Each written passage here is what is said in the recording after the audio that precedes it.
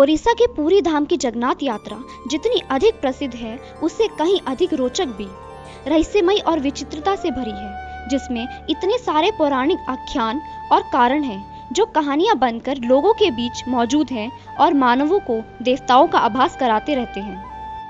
ऐसे ही एक कहानी है भगवान जगन्नाथ के बीमार पड़ जाने की।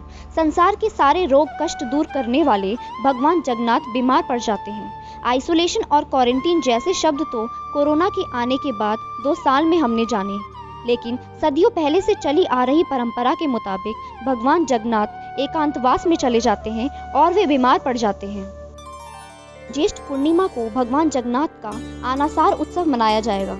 यह उत्सव रथ यात्रा से ठीक 15 दिन पहले मनाया जाता है। ज्येष्ठ पूर्णिमा को देव स्नान पूर्णिमा कहा जाता है।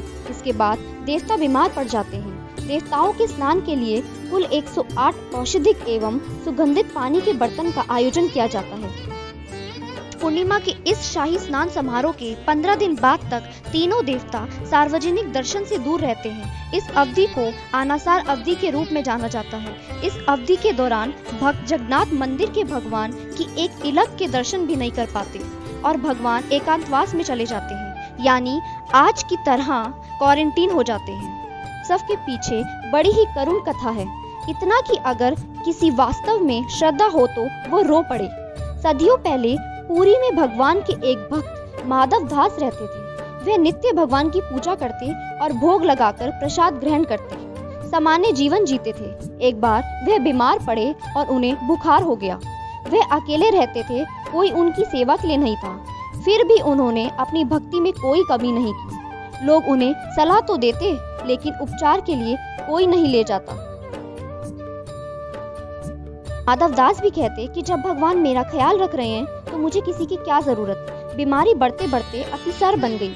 तब एक दिन भगवान खुद आए और उनकी सेवा करने लगे। जगन्नाथ जी उनके मलमूत्र साफ करते, नहलाते, कपड़े बदलते और अपने हाथ से भोजन औषधि देते। माधव दास जब ठीक होने लगे तब उन्होंने पहचाना कि भगवान खुद उनकी सेवा में लगे हैं। माधव दास रो पड़े। उन्होंने कहा कि आप मेरी सेवा करने क्यों आए? आप मुझे तुरंत ठीक भी तो कर सकते थे। तब जगन्नाथ जी ने कहा, मैं अपने भक्तों का साथ कभी नहीं छोड़ता, लेकिन उनके कर्म में जो लिखा है वो तो होगा ही।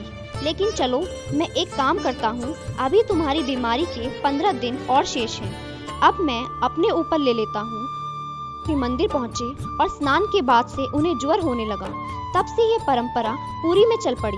भगवान अपने उसी भक्त माधव दास की बीमारी में बीमार होते हैं और इस दौरान एकांतवास में चले जाते हैं। इसके 15 दिन बाद जब भगवान ठीक होते हैं तब नैनासार उत्सव मनाते हैं। इसके बाद भी भ्रमण के लिए बाहर निकलते हैं।